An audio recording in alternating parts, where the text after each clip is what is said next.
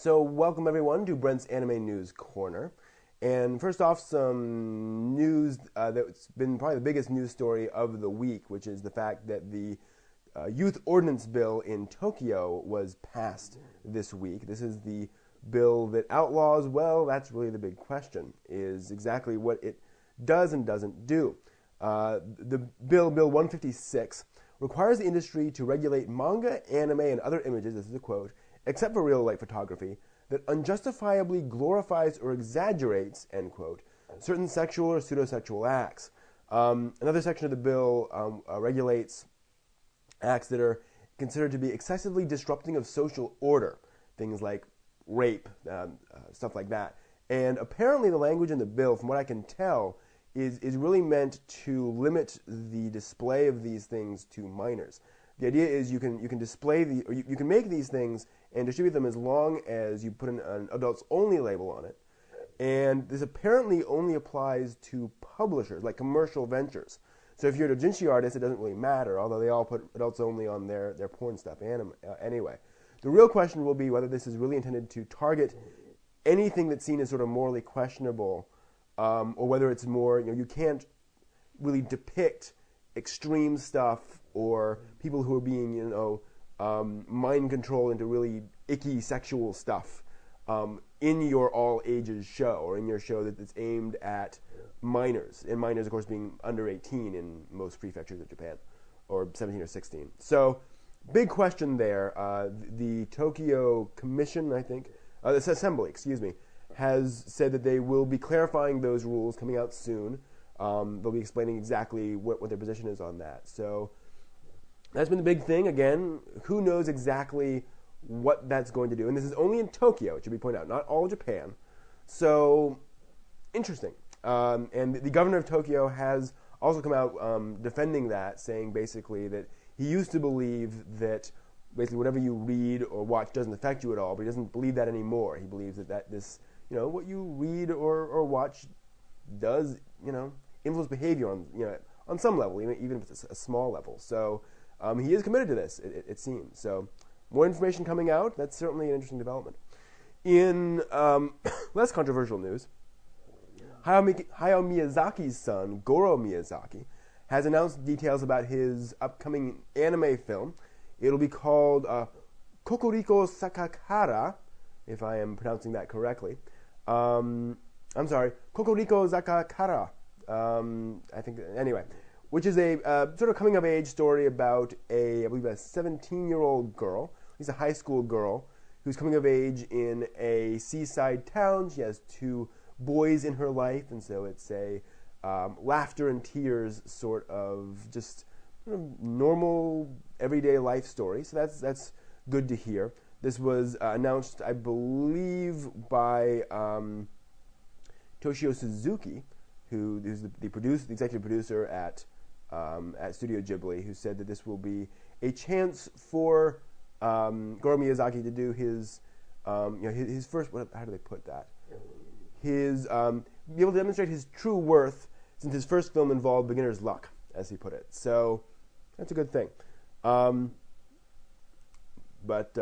again, long way to go before that actually comes out. It will be set in 1963. And that's about all we know. So good to hear more Studio Ghibli stuff coming out.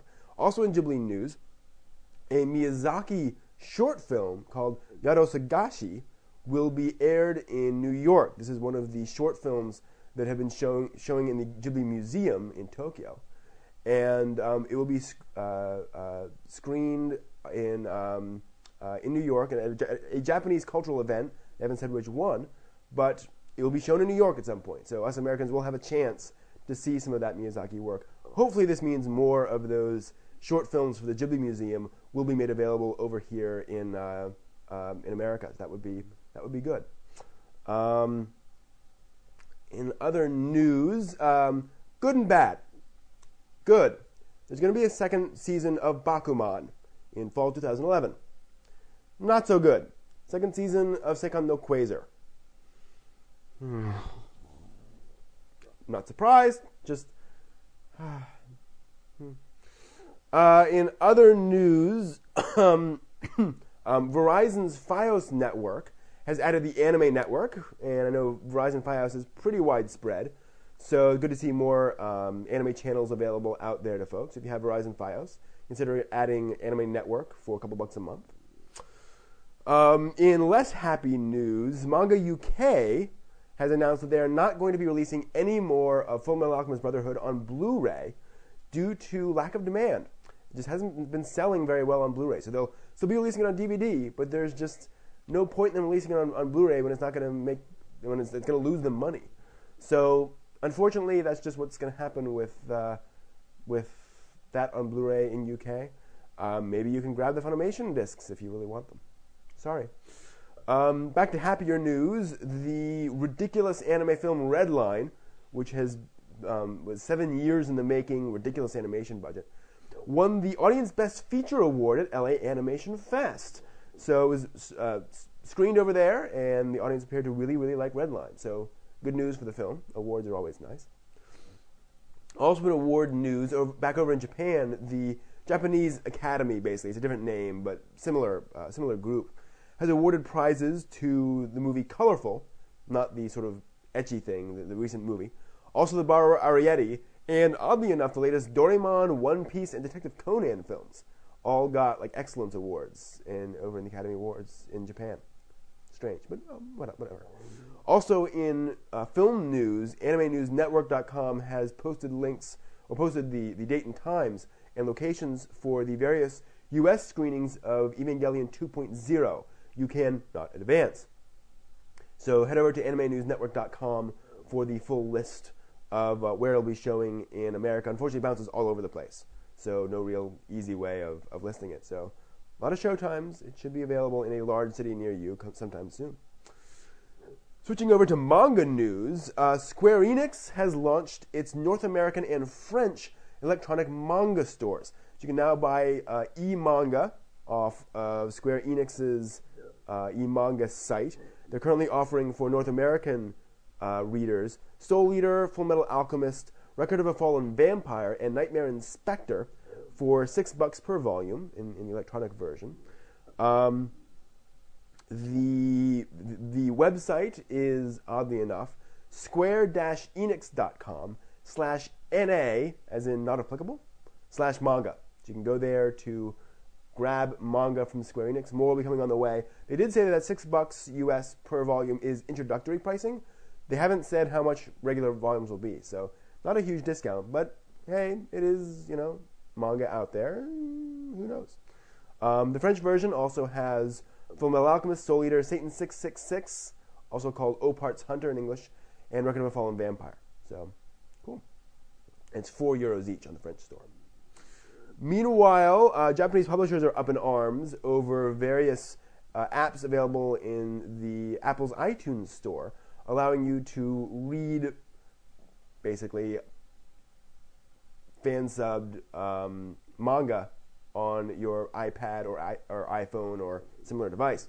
Basically, folks have been packaging up sites like One Manga and Manga Fox and taking those, let's just say, not exactly legal translations, and packaging them up and putting them on the iOS store, iTunes application store. And so you can, buy or get those and read those manga on there. But it's not, legal at all. So these Japanese publishers have put together basically a strongly worded letter saying how much they think this is just not good and they wish this would stop. And put together a big press release critiquing this. They believe that Apple bears grave responsibility for all this copyright infringement. I don't quite understand that.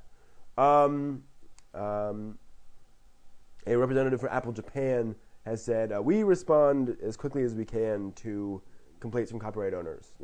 Let us know, we'll take it down. So apparently this stuff is, slipping past the censors. And honestly, the folks at Apple don't know when a given app is legitimate or not from a particular publisher. They can't do all that background checking on everything.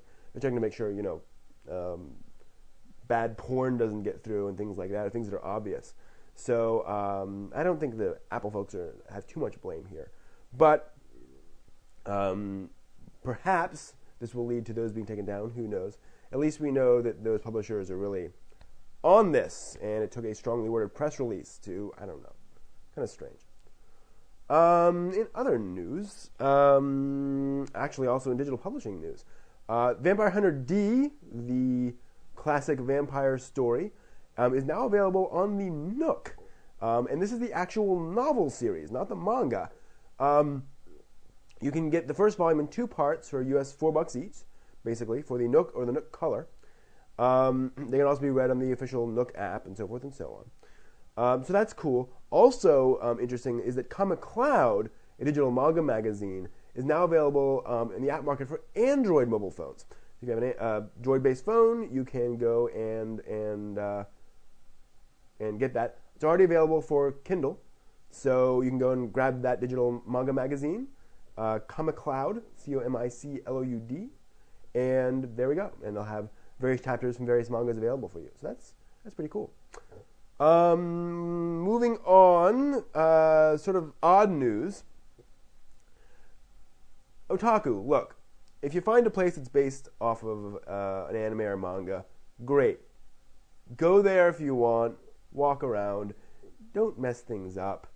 The school that K-On! Was based on has had more and more trouble from otaku. First, some of their stuff was stolen and found nearby, sort of in a ditch. Now they found that folks have been sneaking in and using one of the pianos illegally, as well as they found graffiti around the school. So it's getting bad, and they said they may have to just shut the school down at this point because it's getting really ridiculous. So folks, please don't do this. This isn't looking good for any of us, and find other ways of getting your jollies. Finally, in non-news, I wanted to point you all to something really fun. I'm going to post a link to the folks in the live chat rooms. You can read this. I stumbled across something interesting. Just to give you an idea of what Anime News Network was like, say, 12 years ago, I stumbled across an ANN article from 1998, which is an update about new anime that fansubbers have available. Yeah, literally, they were saying this fansubbing team now has these fansubs available on tape, and if you go here, this will be on this tape, and this will be on this tape, and so forth and so on. So, totally linking to fansub news, which is just amazing to think how much our industry has changed and our fandom has changed over the past 10 years or so. That's can you imagine ANN doing that today? This is what fansubbers are doing right now. So that's all the news I could find fit to print this week. And until next week, may you stay healthy and not sick like I am. Take care.